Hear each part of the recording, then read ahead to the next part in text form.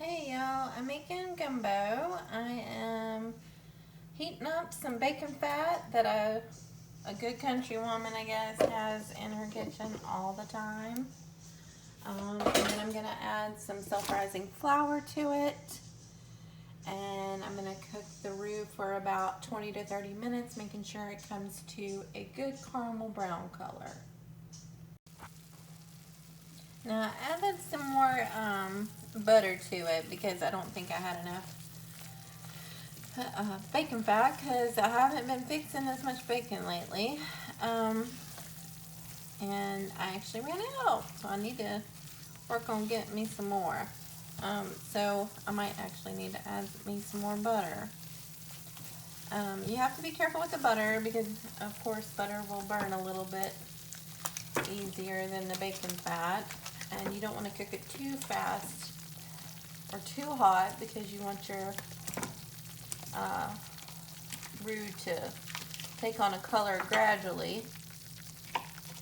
And then, most roux are the starter to most cream-based pasta dishes like Alfredo, and even I make country gravy with a roux base with butter and self-rising flour. And you can see I added me another pat of butter because I don't want it to be too thick. And then you just keep stirring. Stand here for 20-30 minutes. Talk about watching a pot of water boil. This is probably more of the most tedious. Now you see this color about right here? This is probably about the consistency I would do it for Alfredo or even a country gravy. At this point, if it was a country gravy, which I could easily do with this, I'd add some salt and pepper, and then I would add my milk to it till I got to the consistency I want. And then if you want sausage in there, of course you fried up your sausage, you're probably going to use your sausage grease with your flour, and then you can add your chunks of sausage in it, or just pour the gravy over your sausage and biscuits. But you definitely want this darker for a good caramelized roux. I'll show y'all in just a bit. We're getting darker, but not yet. This is probably about, I don't know, 10 minutes in. And I'm just constantly stirring, making sure the bottom don't brown. I especially don't want it to burn or scorch on the bottom, I should say. I especially don't want it to burn because, I mean, you're sitting here standing. If for whatever reason you need to go do something, please take your roux off the pot and give it a good stir, or off the give it a good stir. But this is constant for 20-30 minutes. Just keep on stirring. It needs to be about the color of peanut butter without being like a burnt. And honestly, you just have to keep moving it the whole time. I've got it cooking on about medium-high right now. But if I had to step away, I would definitely take it off the eye. But you really don't want to. You need to really dedicate time standing here and just stirring constantly. This is about the color of the, I don't know. I guess you could, some people do brown gravy like this with their turkey drippings, and then mix in self-rising flour with it. I'm doing brown gravy for Thanksgiving. So you can do a lot with roux. Stir, stir, stir. I'm going to turn the heat down. Don't want it to burn. It's getting hot.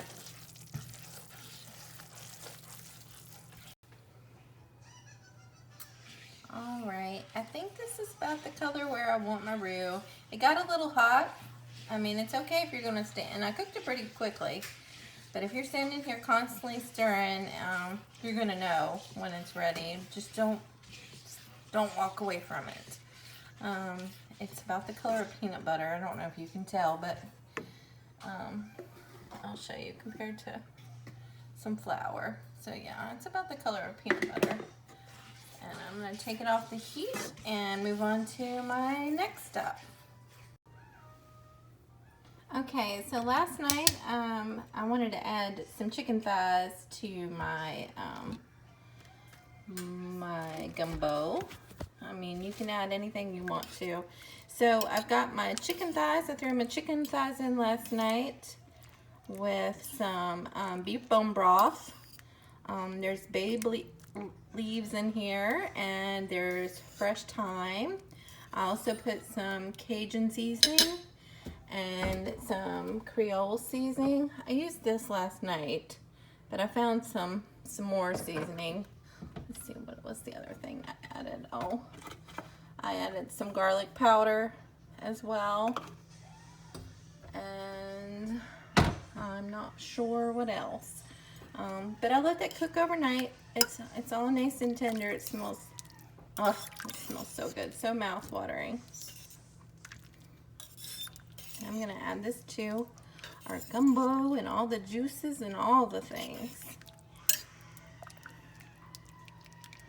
So that's what I did last night. Just let it cook overnight and get it so tender and ready to go for my gumbo today. And just turn on my light. I've been cooking in the dark. So here's the other Cajun seasoning I have. Of course, I got myself some flour. And here's some bone broth, and then all this packaging. Isn't that lovely? So I've got yellow, orange, and red bell peppers, and I've got my celery, and then I have some diced tomatoes and some tomato sauce and some sweet onions. I'm going to cut up my vegetables and I'm going to add it to the roux. So I also got some minced garlic I'm going to be adding as far as vegetable wise, but I don't want to put it in there because garlic will burn easily, so I'll put it in the big pot when I'm ready. I also have the, I'm going to say this wrong, my sister corrected me last night, andouille, am I saying that right?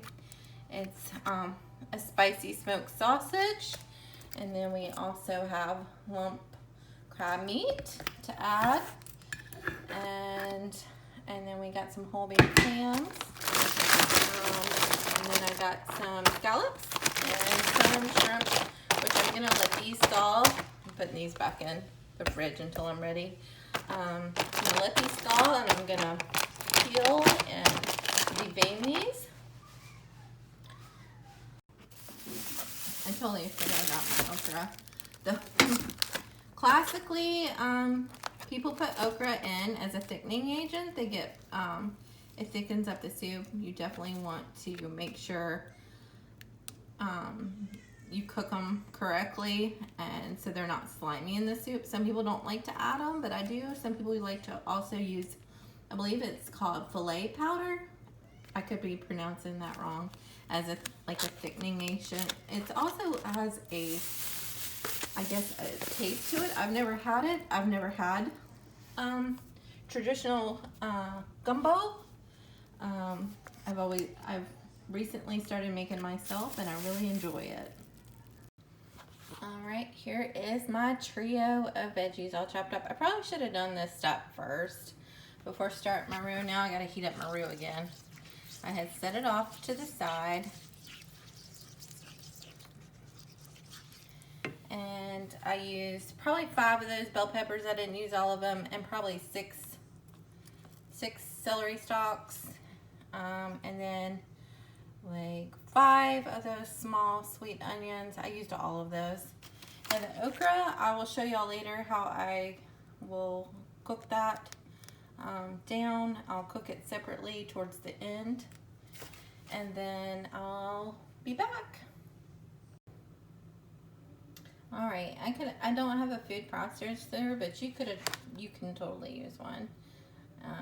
So now that I've got this heated up and it's thin and runny again, I'm going to add my veggies. Hopefully this will hold all of them. And then I'm gonna cook it for about 10 to 15, 20 minutes. I might have to add some more of those later. Oh my gosh, all these veggies. Loaded up. I have to cook this down a little bit. Alright, see you on the next step. I'm going to let this cook down. Hopefully the salt from my butter and from the pork bacon will help make these veggies sweat. If not, I might throw some salt in here. I'm cooking on about medium-high right now. And girl, she's thick. I'm having a hard time stirring this. I still want to add these other veggies. Or I might add a splash of some bone broth in there just so it's a little moist. Moist. I love that word. I added the rest of the veggies. I added some salt. So it's just thick from the flour. So I'm going to add some bone broth. It's break time. Okay. And of course I'm virtually learning. Yes, you can watch learning videos, girl. Of course we're doing virtual learning as well. Okay. I have a little bit of moisture down there. And let this cook up. It'll probably continue to thicken only because flour is a thickening agent. I'm just going to cook these veggies down so they're good and tender. See you in a bit. Okay, I'm back. Well, I ended up adding probably about half of that bone broth in with it, and now I'm just letting these vegetables cook. I turned it down. Well, I turned it up real hot, and then I turned it down, and I'm just letting it simmer here. Still making sure I don't let the bottom burn. Keep it moving, keep it moving. And by the way, I have this habit of cooking for our army. I always think I'm cooking for our army. Plus, I really do want to freeze this so I can have it another day, another cold winter day. And you can cut this recipe in half, a fourth, or however you feel like it. I opened up all my cans of tomato sauce and diced tomatoes, and I'm going to put them in the pot. And I got a pretty, I don't know what size quart this is. It's a big pot, and it's non-stick. I really have to be careful that it doesn't burn on the bottom because of the flour. So I'm gonna dump all these cans into the big pot. Okay, don't judge me for the dirty ass dishes. All right, so I cooked this up, and I'm going to, and I put my tomatoes in here. Nothing else is in here. It's my tomatoes, tomato sauce, and diced tomatoes. And then I'm gonna add my chicken as well. I'll ladle that in. I'm gonna dump this in. Hopefully I can do this gracefully. It's probably gonna slop. Oh, lovely. Oh, steamy. Get my little, I don't wanna miss out on my roux. Look at this mess. And I only have one hand. I'm going to put this down, and I'm going to get all my roux out. Since most of my spices were pretty much in this, I am going to add some more Cajun. I hadn't added my garlic yet, so I'm going to add some garlic, some minced garlic. And we like garlic around here. We ain't shy.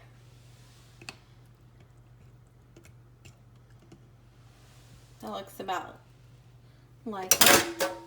I'm also not a type A personality and I'm a home cook. I really don't, I mean, I will follow recipes, especially like baking, but otherwise I just go by looks, smells, taste, what I feel is right. So I'm just gonna add these chicken thighs and this good mixture of thyme and bone broth. And here's a good old bay leaf. And I'm gonna add this, and then I'm going to put it on the eye and let it cook for several hours. Let all the flavors marinate. And seafood doesn't take long to cook.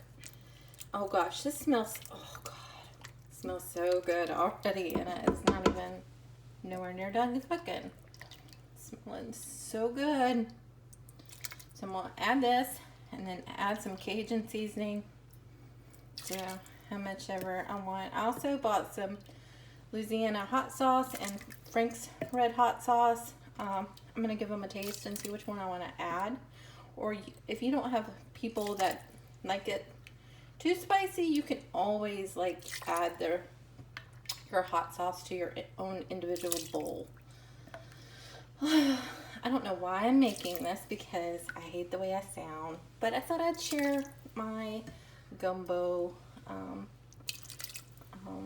the way I make gumbo, and I will share a recipe that I loosely follow.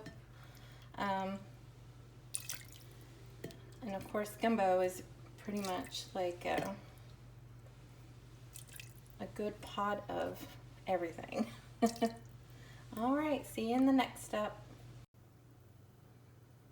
All right, we're back, and I've got the pan getting hot. I'm gonna add my extra virgin olive oil, and I cut up my andouille sausage.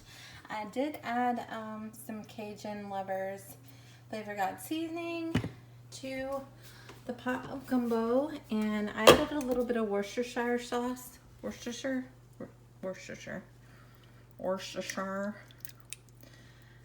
I did add that in there. I did cook it with the chicken when I was cooking the chicken overnight, and it smells so good, y'all. It's already like I can almost eat a bowl of it now. But I definitely want to cook it on low and I'll let all these flavors marinate. It does call to add some sugar. I personally don't think it needs the sugar, but I'll give it a taste test after a while. Ooh, my pan's smoking. So I'm gonna turn this down a little bit. I'm gonna add this oil. I'm gonna add my sausage. Ooh.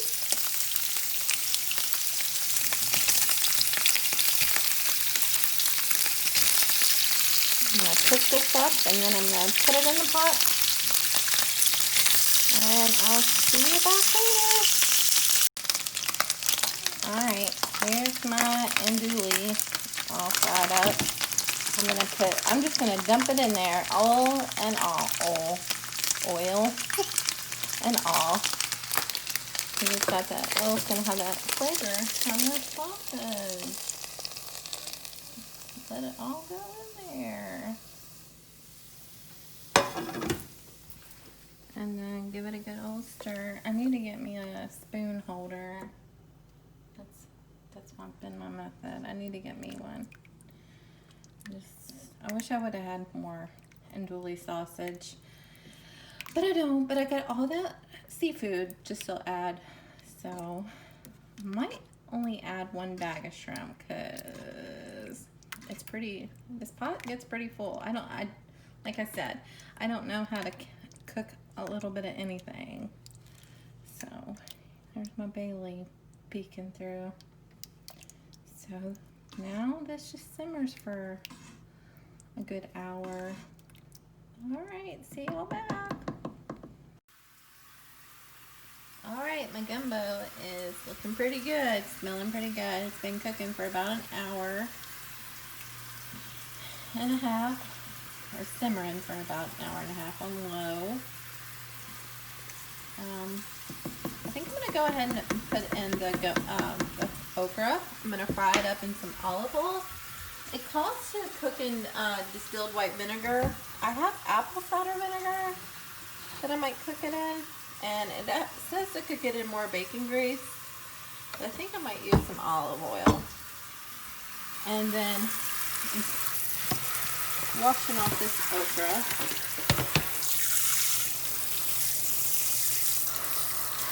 And then I've got I think I am going to use both bags of the shrimp.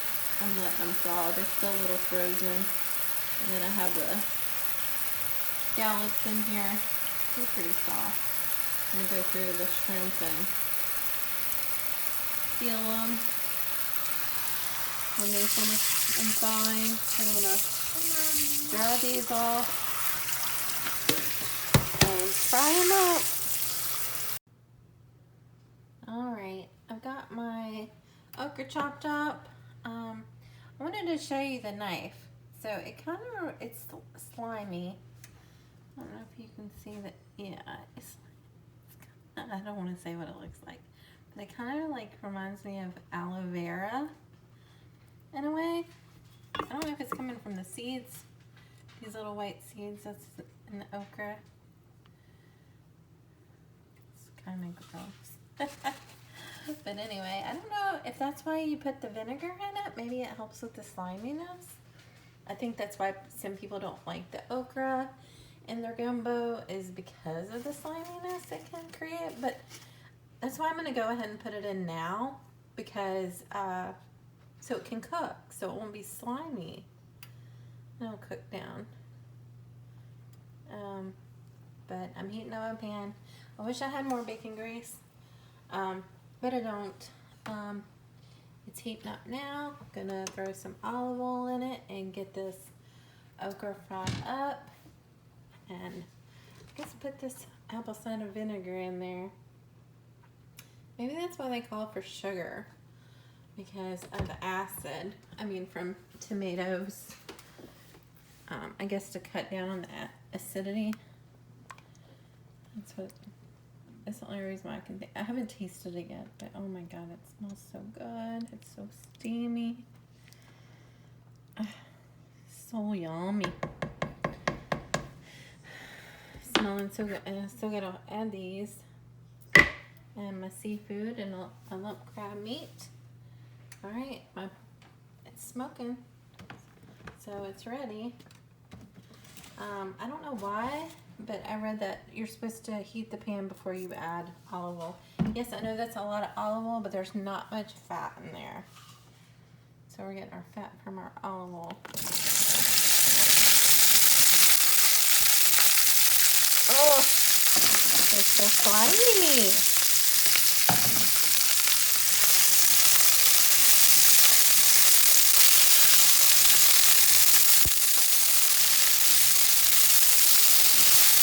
I probably should have added more, to be honest.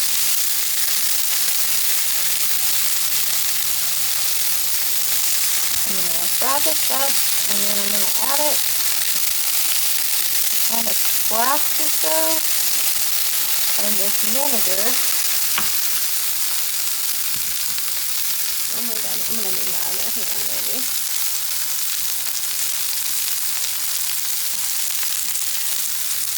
I love apple cider vinegar.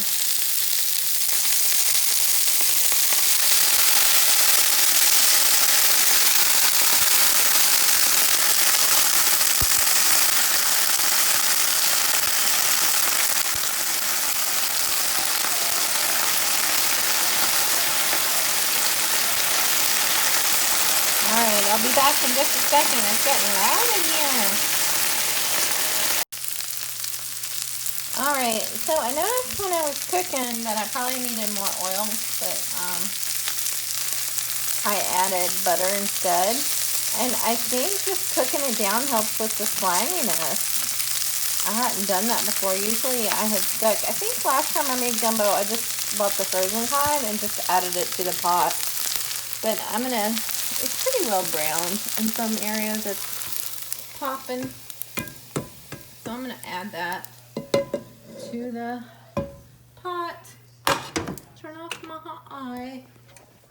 And let's give this a good stir. We got our okra in there.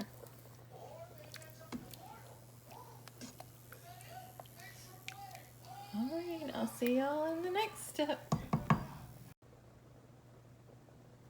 Alright, I'm back. So I was gonna let the okra cook for a while, but I think we're at that step where you cook it with the, I guess, bacon grease, or in my instance, olive oil and the vinegar. I think it like does something to the sliminess. So I'm gonna go ahead and add my seafood. Now, I'm just gonna dump this whole thing in here. I really am. I think my last recipe, I can't talk. I really can't. Because I'm recording, I'm flubbing my words up even more. Actually asked for clam juice. And I used mussels in my last recipe. Here's this lump crab meat. And I can't remember. I think maybe I used some type of fish as well. But I mean, you can use anything. And I think they have vegetarian. You can make it with no meat. And you can just make chicken and chicken and sausage. I mean, you don't have to use seafood. But I do love seafood. And oh God, this smells amazing. And I'm gonna dump these in. It won't take long to cook. All right, my scallops and my shrimp are now in, and they won't take long to cook. I'm just gonna stick in. I'm glad I added the second bag because I still got a little bit of room. So, and typically you serve this with rice. So I'll be fixing some rice later too. All right, bye. All right, I got my water boiling for the rice. I'm just cooking it to boiling water. I did add a pat of butter, and I'm using this brown jasmine rice, and I'm just doing a cup of rice. Just want to put that on. Give it a little stir. And I got the back eye on low. I'm gonna let that come back up to a boil. And then we will see in a little bit. All right, my rice is nice and fluffy. I'm not gonna have any, I'm just gonna have me some gumbo. So it's ready. I'm so excited.